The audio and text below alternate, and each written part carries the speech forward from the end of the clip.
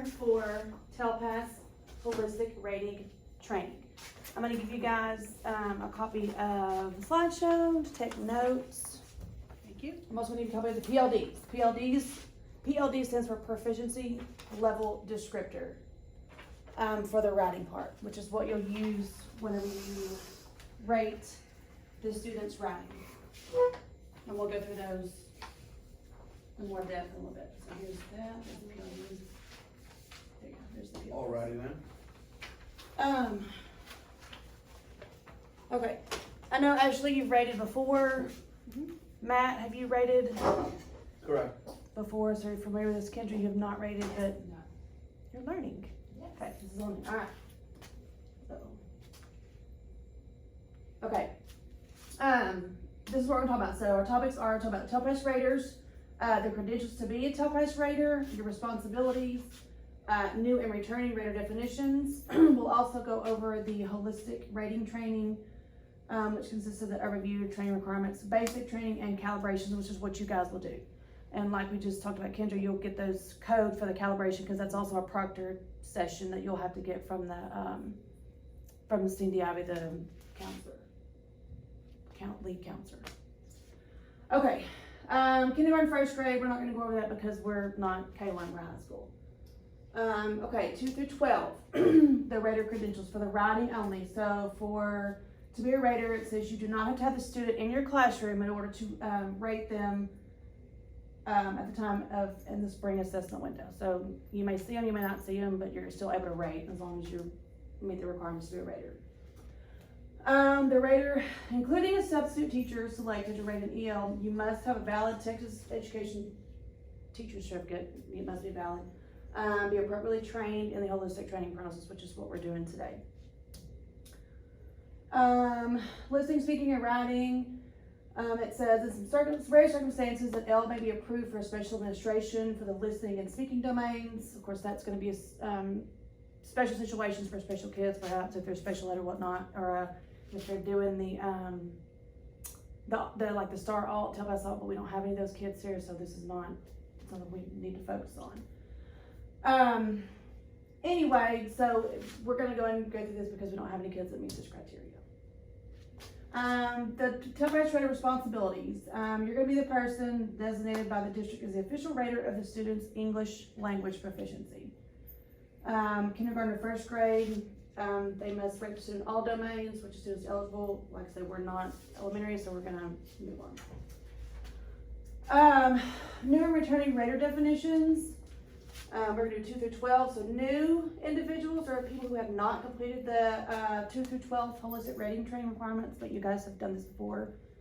Returning 2 through 12, you've already completed this training in a previous year. It says the district may require you, a returning rater or new returning rater, to complete the online basic training course prior to the online calibration. I will say that the basic training course kind of gives you some practice before you do the actual calibration, in case, because we want you to pass. If you don't pass, there's a second round that you can do. And if you don't pass either one, then you can't be a rater. That's what happened to me last year. Last year, right. Which we did it 1 year too, and some of it was the hardware wouldn't work, and the online, the speaking, we couldn't hear the speaking, and then the writing samples wouldn't pull up, and all of us at Carpenter failed, and we had to go to the admin and retake it again, and we all passed it. It was a mess, but it was when they say just come out with the new online stuff. That may be something you want to look at, just kind of give you an idea of the rating. Otherwise, we'll have to do the calibration if you've done it within the last 3 years, you don't have to do the online training. Like I say, it's a good refresher, but if you just want, hey, I'm good, I'm gonna go in and do it, then we can do that too. Whatever you feel comfortable with. But we might get together, just all three of us one day and say, hey, let's go through these real quick kind of as a group and talk about it. Okay. On that basic training. Okay, the holistic rating training. It is recommended that districts and campuses determine in the fall who they're gonna be. Obviously we know that you guys are my raters because other teachers have their other job that they do around campus. So we have a training flow chart, on the next slide. Okay, so In the fall professional development, it says, as the best practice, teachers whom districts plan to train as new raters receive the ELPS TELPAS foundational training, if they lack this background. In the spring, testing coordinators review key information from the TELPAS Rater Manual to prepare new and returning raters to proceed with the online holistic rating training. You guys are returning raters, so we're just gonna focus on the online calibration activities. It says sets 1 and 2, and set 2 is required if not successful in set 1. So if you go through set 1 and you don't pass those writing samples, then you'll have to go back and do the set 2. You good?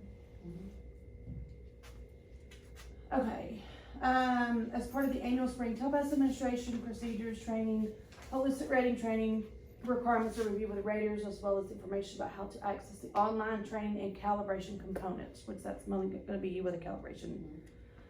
In addition, raters retrieve training on assessment procedures, such as how to assemble writing collections, how to record students' proficiency ratings, and etc. And I'm going to be the one collecting the writing samples. What they call as a verifier, so I'll make sure we have all 5 writing samples, the specific topics or specific topics you have to write about, and get all that gathered. And I'll handle that. I just need you guys. You're going to read and you're going to rate the students. Both of us are doing that same job? Yes. Got it. Which we have a small population here too, so it's. I was gonna say, like, if one of us does fail the calibration, though, and can't rate, to only one, we need only Right, one only rater, one, right? mhm, Okay, yeah. So as long as we have at least one, we're good. At least one we're in, yeah, because if you don't pass those calibration sets and the state goes, oh, well, then you can't Yeah. rate it appropriately, so then you can't, you're kinda out. Are we gonna do that? That will be Friday. This coming Friday, we have a calibration, she'll have to set the calibration assessment up, but we have a sub come in so that can cover the classes and So then we can do the. We'll And have y'all two go can go in to your the same- office yeah. and do it on the Calibrate, computer. okay. get on, oh, you know what, and I didn't even think about the internet being down, but, Oh, that, well. I mean, as long as we no, have the hotspots, it should. And I've got a hotspot in my office, and so. And he's got it these is two working little- good on mine, so y'all can just get on like my laptop. Yeah, we'll and make it work. use it and we can get another. And it takes about an hour, 2 hours, something like that. I mean, y'all remember last year, it wasn't that long, and y'all sat in office with Miss Paray last year, and as she proctored it, and y'all sat in there, and like I said, because we're so small, we can do that. Right. Yeah. Other campuses have, 25 teachers that have to go and sit in the computer lab, they don't have school, and they're there until Wow. everybody's done. So we're kinda blessed, we have a small. Mhm. Yeah. Okay, the 2 types of training. The online basic training course, this is for new raters and raters that have not completed calibration in the last 3 school years, which doesn't apply to any of y'all. It will provide the instruction on the using the PLD rubrics and gives raters practice rating students. There are separate courses for kindergarten first and then 2nd through 12th grade. And this is if you want the extra practice, which, it doesn't hurt to look and get some refresh your memory on Well, on and some that's why I'm gonna things. get Yeah. online and go Where through is that that, since this is all new. Yeah, where would that Um, online be? There's a link, I just don't and remember. maybe in this PowerPoint, I believe there's a link to the calibration end of sets. it. I've tried to pull it up on my laptop this morning and I can't remember what Okay. it did. I wasn't successful pulling it up, so I don't know. We'll have to play with it We'll and look figure at it out. it and. The online calibration, this is for everybody. You'll use the PLDs, which is what I gave you, the writing PLDs to rate the students. You have 2 opportunities to rate on your assigned grade level. Which ours is gonna be 2 through 12, so you've gotta, from way down here, all the way up to 12th grade, so you could have the whole, all that in between of the difference in the ratings of the writing. Okay, you must know your assigned grade cluster to select the appropriate online training.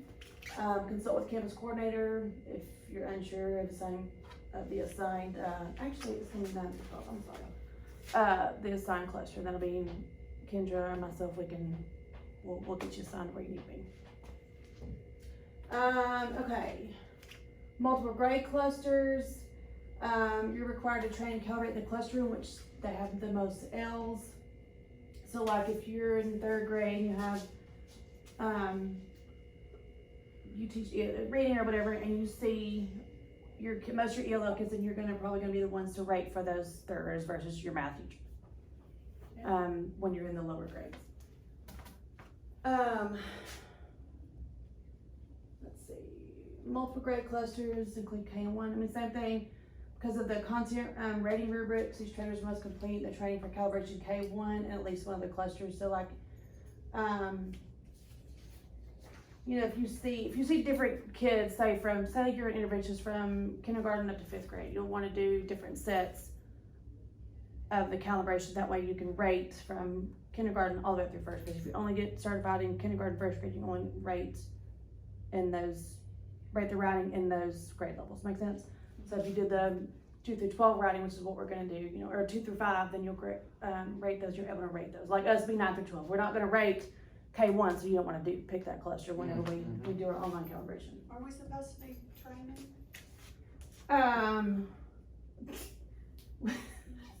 When and where do raters take the online basic training course? Depending on the campus arrangements, raters may complete the online basic training course during school hours, after school, or weekends. Obviously, we're not gonna come here on the weekends, so we're doing this right now. The online system allows raters to access the training from any computer that meets the requirements. Okay, we good with that. Okay, resources you need for your training. We're 2 through 12, so we have the writing PLDs, which is what I gave you guys.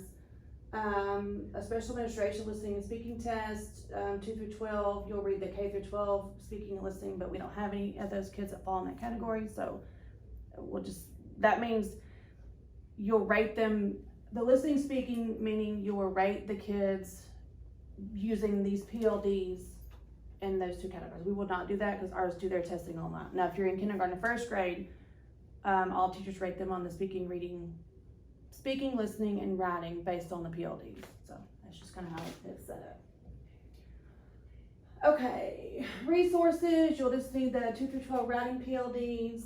We'll have the student rating roster, writing collection cover sheet, the verification checklist, which I have all that. I've got it going right now. I'm already collecting writing samples with the kids.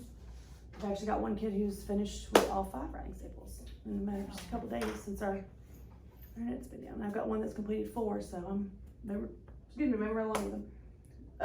Special administration, once again, if we need that, which we don't have any kids that fit into that category. When and where do raters complete the calibration? Okay, so both new and returning raters must complete the calibration in a monitored session that has been established by the campus or the district, which they said that our counselors are gonna be the proctors and set that up. Okay. Your monitored calibration sessions may take place during the school day, after school, or as part of professional development. Most raters will need 1 to 2 hours to complete calibration set. So, like I said, this Friday, I've got a sub coming, so we'll have a person float around. Both of you guys can go with Miss Welch, and she'll get you set up and go ahead and knock that calibration out. Okay. So, Awesome. I'm gonna stop. That's a good sign.